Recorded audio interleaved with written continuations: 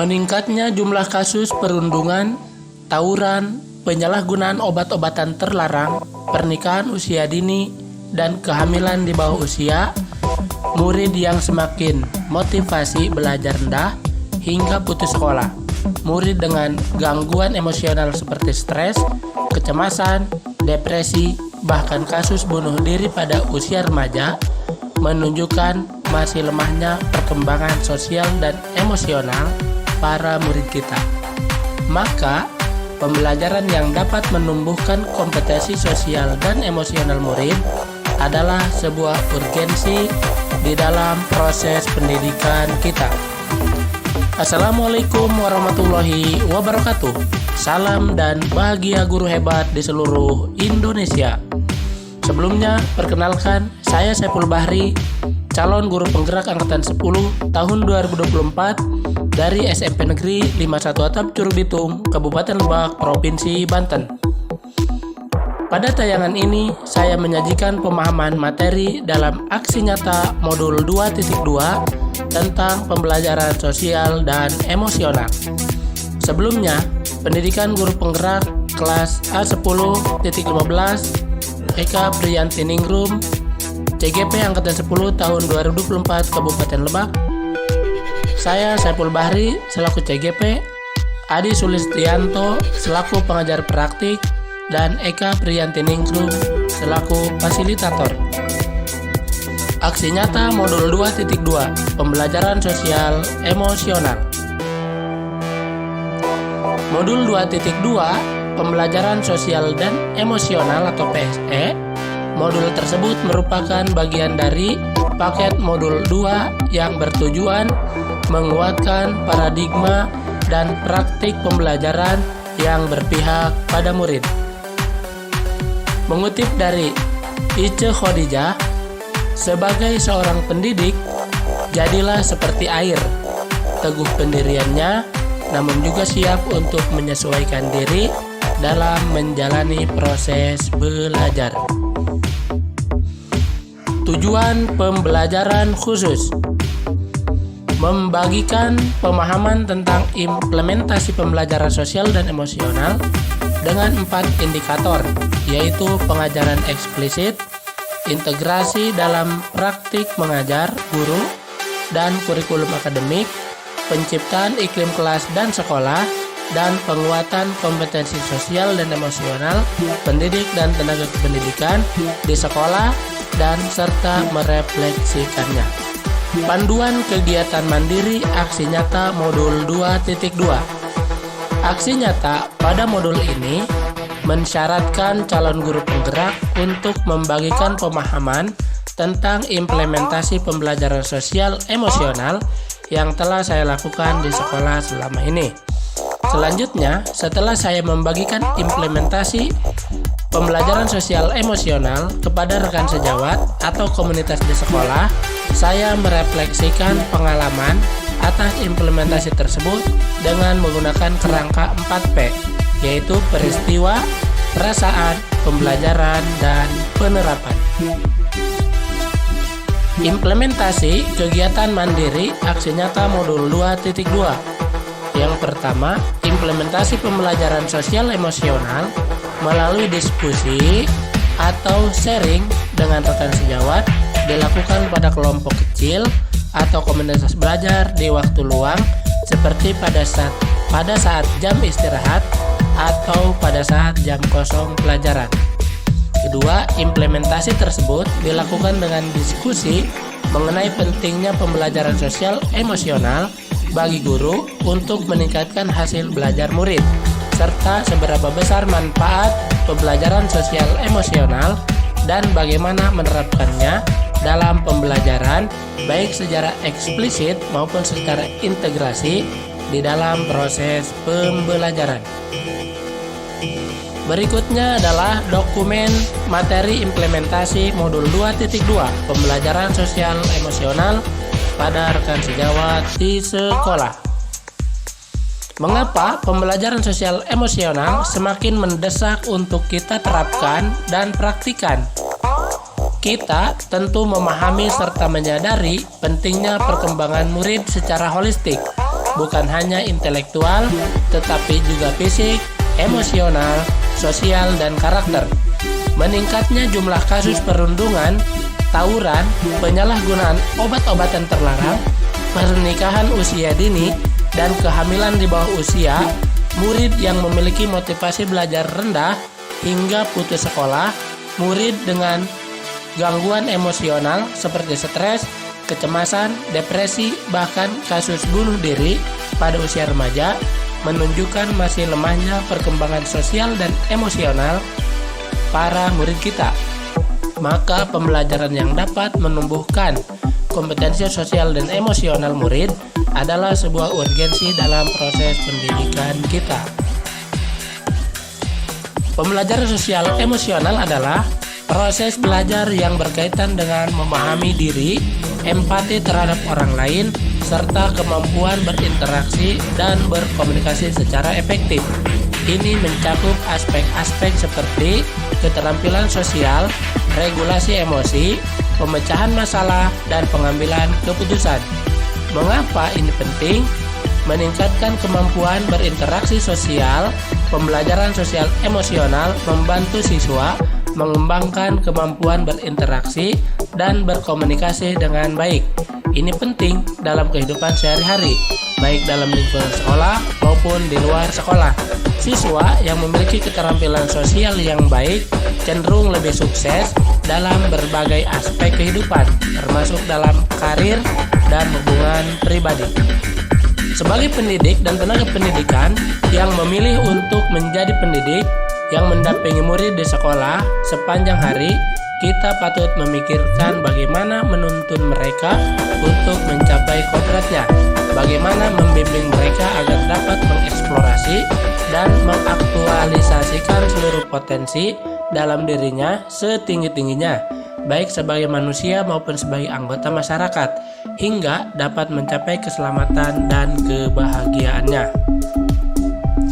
Disinilah letak urgensi pembelajaran sosial emosional untuk mendorong tumbuh kembang murid secara holistik. Pembelajaran yang mampu menciptakan pengalaman belajar bagi murid untuk menumbuhkan dan melatih 5 kompetensi sosial dan emosional, yaitu kesadaran diri, manajemen diri, kesadaran sosial, keterampilan berelasi, dan pengambilan keputusan yang bertanggung jawab. Dalam modul ini, kita akan mengeksplorasi pembelajaran sosial emosional melalui 4 indikator, yaitu pengajaran eksplisit, integrasi dalam praktek mengajar guru dan kurikulum akademik, penciptaan iklim kelas dan budaya sekolah, serta penguatan kompetensi sosial emosional pendidik dan tenaga pendidikan melalui keteladanan, proses belajar, dan kolaborasi dengan seluruh komunitas sekolah. Pembelajaran sosial dan emosional, pembelajaran yang dilakukan secara kolaboratif oleh seluruh komunitas sekolah. Proses kolaborasi ini memungkinkan anak dan pendidik dan tenaga pendidikan di sekolah memperoleh dan menerapkan pengetahuan, keterampilan, dan sikap positif mengenai aspek-aspek dan emosional agar dapat, yang pertama, memberi pemahaman, penghayatan, dan kemampuan mengelola emosi atau kesadaran diri. Yang kedua, menetapkan dan mencapai tujuan positif atau pengelolaan diri. Yang ketiga, merasakan dan menunjukkan empati pada orang lain atau kesadaran sosial. Yang keempat, membangun dan mempertahankan hubungan yang positif atau keterampilan membangun relasi. Dan yang kelima, membuat keputusan yang bertanggung jawab atau pengambilan keputusan yang bertanggung jawab. Implementasi atau penerapan pembelajaran sosial emosional bisa dilakukan dengan 4 cara. Yang pertama, mengajarkan kompetensi sosial emosional secara spesifik dan eksplisit. Yang kedua, mengintegrasikan kompetensi sosial emosional ke dalam praktik mengajar guru dan gaya interaksi dengan murid. Yang ketiga, mengubah kebijakan dan ekspektasi sekolah terhadap murid. Yang keempat, memengaruhi pola pikir murid tentang persepsi diri orang lain dan lingkungan. Penerapan pembelajaran sosial emosional dengan pendekatan SEL, Social and Emotional Learning. Pendekatan sosial dan emotional learning yang efektif sering menggabungkan 4 elemen yang diwakili disebut dengan akronim SHAPE, yakni sequential atau berurutan, yakni kegiatan yang terhubung dan terkoordinasi guna mendorong pengembangan keterampilan. Yang kedua, aktif atau pembelajaran aktif yang melibatkan murid untuk menguasai keterampilan dan sikap baru. Yang ketiga, focused, yaitu fokus pada unsur pengembangan keterampilan sosial maupun personal. Yang keempat, explicit, yaitu tertuju pada pengembangan keterampilan sosial dan emosional tertentu secara eksplisit. Berikutnya, CASEL. CASEL merupakan singkatan dari Collaborative for Academic and Social Emotional Learning, adalah sebuah kerangka pembelajaran sosial emosional yang didirikan tahun 1995 oleh sekelompok pendidik psikolog, diantaranya adalah Daniel Goleman, perintis konsep kecerdasan sosial emosional, untuk mengupayakan pembelajaran 5 kompetensi sosial emosional di pendidikan ke-12. Well-being atau pembelajaran sosial dan emosional berbasis kesadaran penuh dalam mewujudkan kesejahteraan hidup. Pembelajaran sosial emosional berbasis kesadaran penuh yang dilakukan secara terhubung, terkoordinasi, aktif, fokus, dan eksplisit diharapkan bisa mewujudkan kesejahteraan hidup atau well-being ekosistem sekolah.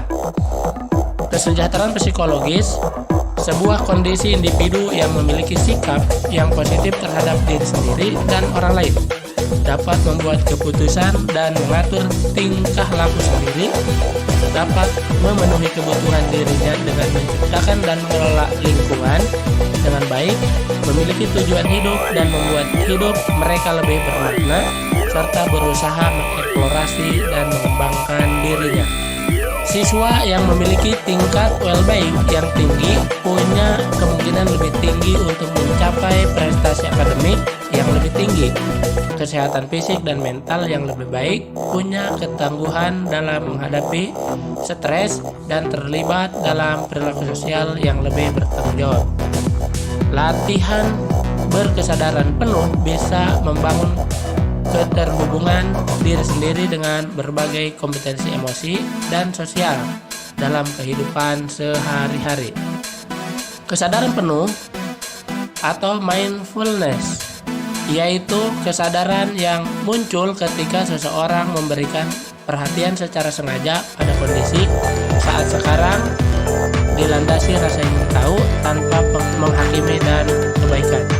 Kesadaran penuh muncul ketika seseorang sadar sepenuhnya pada apa yang sedang dikerjakan dengan perilaku terbuka atau di dalam situasi yang menghendaki perhatian yang penuh.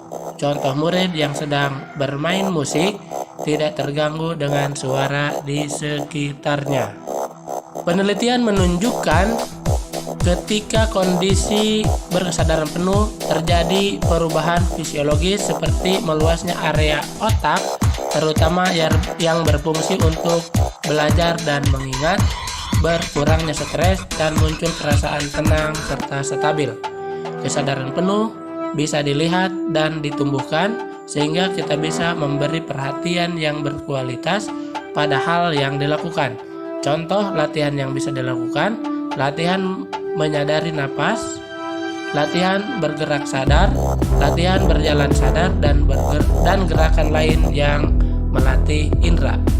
Kompetensi sosial dan emosional.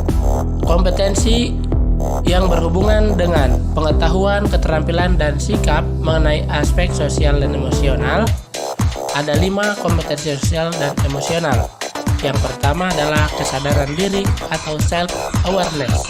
Yang kedua, manajemen diri atau self-management. Yang ketiga, kesadaran sosial atau social awareness. Yang keempat, keterampilan berelasi atau relationship skill. Dan yang kelima, pengambilan keputusan yang bertanggung jawab atau responsible decision making. Kelima kompetensi sosial emosional ini ditemukan dalam program pengembangan anak dan remaja yang terbuka terbukti efektif untuk menumbuhkan kecerdasan emosional.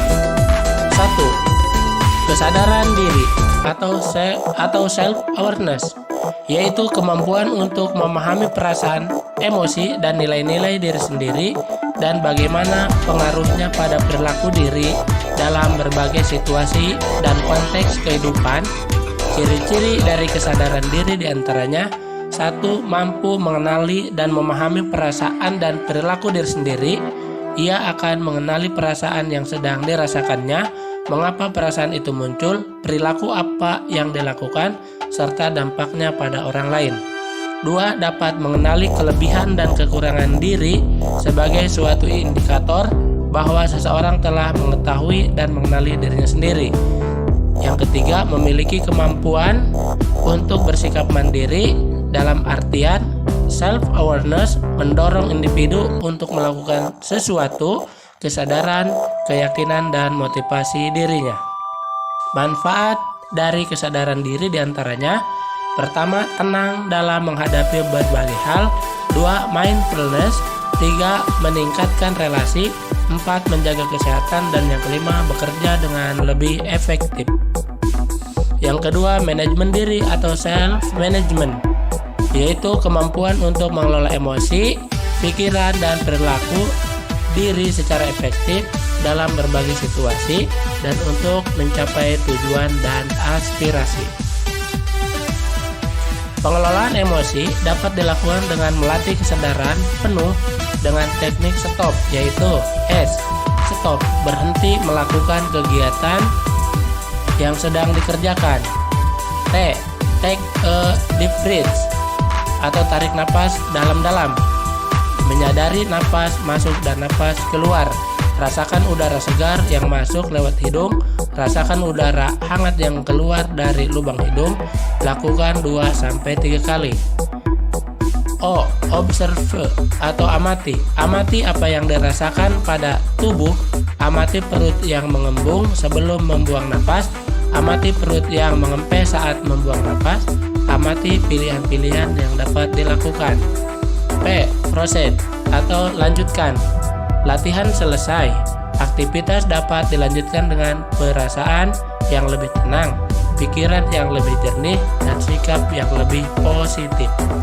Latihan stop bisa dilakukan sebelum ujian, atau sebelum presentasi, atau sebelum pidato, atau situasi menegangkan lain.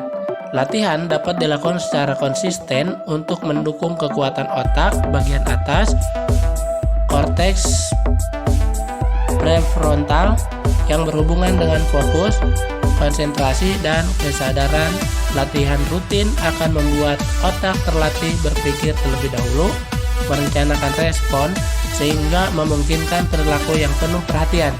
Ini bisa membantu fokus pada pekerjaan atau apapun yang sedang dikerjakan. Yang ketiga adalah kesadaran sosial atau social awareness, yaitu kemampuan untuk memahami sudut pandang dan dapat berempati dengan orang lain, termasuk mereka yang berasal dari latar belakang, budaya, dan konteks yang berbeda-beda. Empati ialah kemampuan mengenali dan memahami serta ikut merasakan perasaan emosi orang lain, sehingga bisa melihat perspektif sudut pandang orang lain. Setelah itu, orang dapat menghargai dan memahami konteksnya. Teknik stop bisa diterapkan pada kompetensi inti. Empati bisa dilakukan dengan langkah paling sederhana, yaitu menaruh perhatian pada perasaan orang lain dengan bertanya, apa yang dirasakan orang itu, apa yang mungkin akan dilakukan, apa yang rasakan jika saya mengalami kejadian yang sama. Empati bisa dilatih dengan cara 1. Menaruh perhatian dan perasaan orang lain. 2. Berpikir sebelum berbicara atau bertindak. 3. Meyakini bahwa tidak ada satupun orang di dunia ini yang sama. Yang keempat, menghargai orang lain walaupun berbeda pandangan. Yang keempat adalah keterampilan berelasi atau relationship atau relation skill, yaitu kemampuan untuk membangun dan mempertahankan hubungan-hubungan yang sehat dan suportif. Keterampilan berelasi sering dikenal dengan istilah kemampuan bekerja sama dan resolusi konflik. Keterampilan yang bisa dikembangkan untuk membangun kerjasama adalah keterampilan yang pertama, menyampaikan pesan dengan jelas dan mendengarkan secara aktif. Yang kedua, menyatakan sikap setuju dan tidak setuju dengan sikap saling menghargai. Dan yang ketiga, keterampilan mengelola tugas dan peran dalam kelompok. Selanjutnya yang kelima, pengambilan keputusan yang bertanggung jawab atau responsible decision making, yaitu kemampuan untuk mengambil pilihan-pilihan membangun yang berdasar atas kepedulian, kapasitas dalam mempertimbangkan standar-standar etis dan rasa aman, dan untuk mengevaluasi manfaat dan konsekuensi dari bermacam-macam tindakan dan perilaku untuk kesejahteraan psikologis atau well-being diri sendiri, masyarakat, dan kelompok.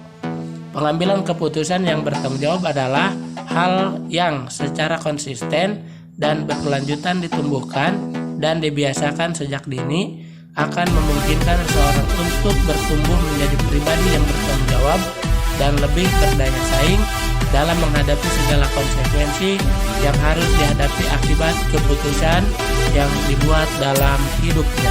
Pengambilan keputusan yang bertanggung jawab akan mempertimbangkan semua aspek alternatif pilihan dengan konsekuensinya sebelum mengambil keputusan.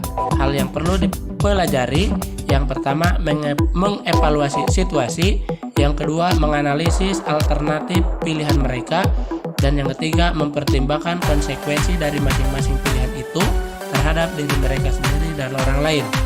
Strategi sederhana yang bisa dipakai untuk menumbuhkan kemampuan mengambil keputusan yang bertanggung jawab adalah memakai kerangka yang disebut FOODGE, yaitu problem atau masalah, option atau alternatif pilihan, outcomes atau hasil atau konsekuensi, dan choice atau keputusan yang diambil.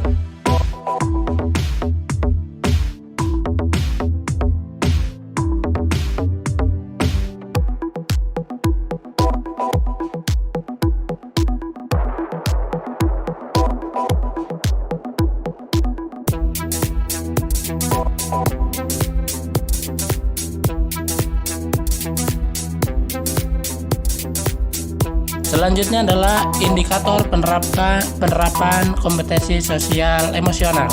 Yang pertama, kelas, yaitu pengajaran eksplisit, pembelajaran akademik yang terintegrasi, kompetensi sosial emosional, serta pelibatan dan suara murid.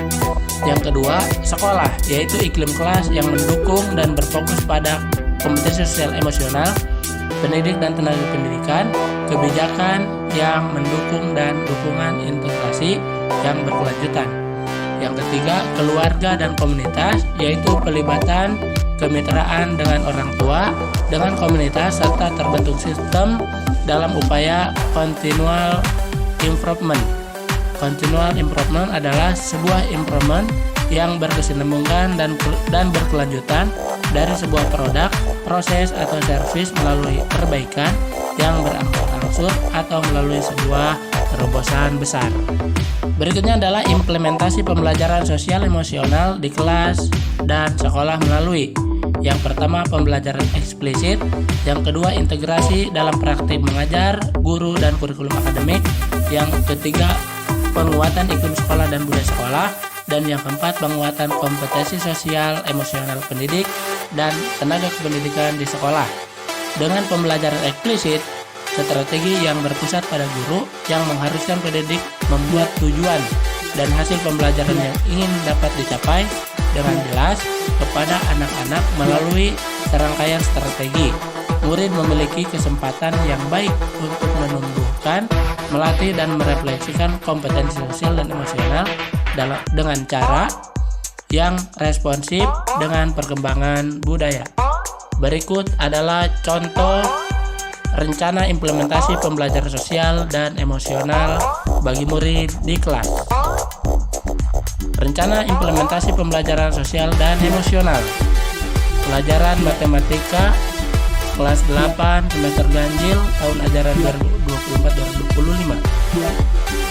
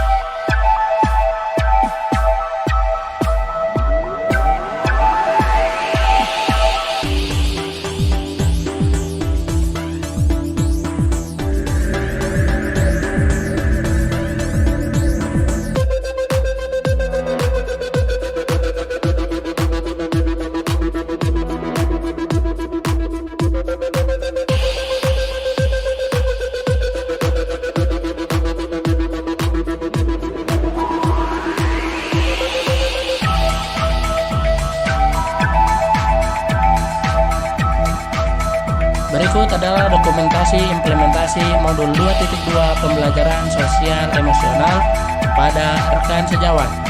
Implementasi penyebaran pemahaman pembelajaran sosial emosional dilakukan dengan diskusi dengan rekan sejawat dan kepala sekolah tentang pembelajaran sosial emosional.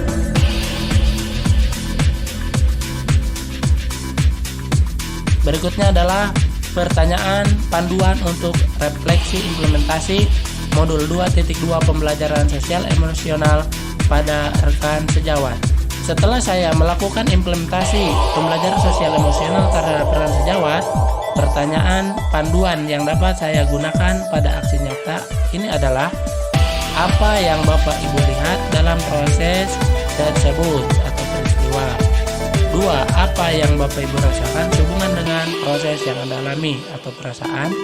Yang ketiga, apa hal yang bermanfaat dari proses tersebut atau pembelajaran? Yang keempat, apa umpan balik yang Anda dapatkan atau pembelajaran? Dan yang kelima, apa yang ingin Anda perbaiki atau tingkatkan dari ini agar ini berdampak lebih luas atau penerapan? Yang pertama adalah peristiwa.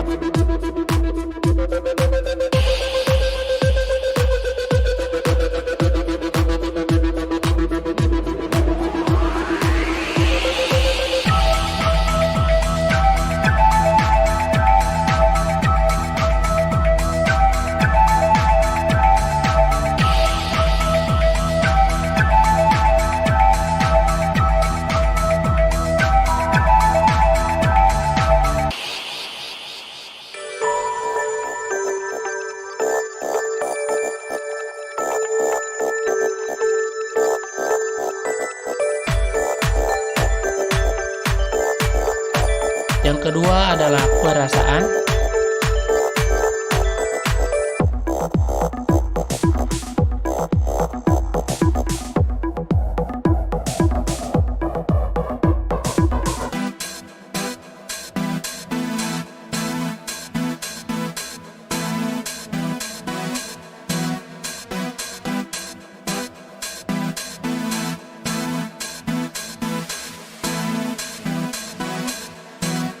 Yang ketiga adalah pelajaran.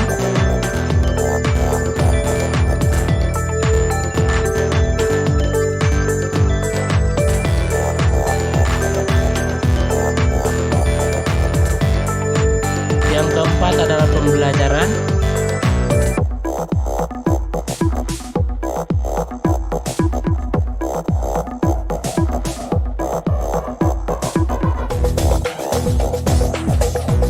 Dan yang kelima adalah penerapan.